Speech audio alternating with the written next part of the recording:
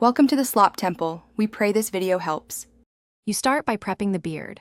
Wash, towel to about 80% dry and comb through. Once done, shake the Simco Swift Kin for 10 to 15 seconds and test on your wrist so you know spray strength. Now hold the kin 8 to 10 centimeters from the hair and deliver one even, light pass. This sets the base hold without crunchiness. You're initiating structure while keeping flexibility, which is why distance and a single pass matter at the start. Once the base is set, you build hold gradually. Use short 1 to 2 second bursts and limit to 2 or 3 passes total to prevent stiffness. Between bursts, make sure to shape with your fingers or a fine-tooth comb so the product distributes evenly and the beard takes the intended form.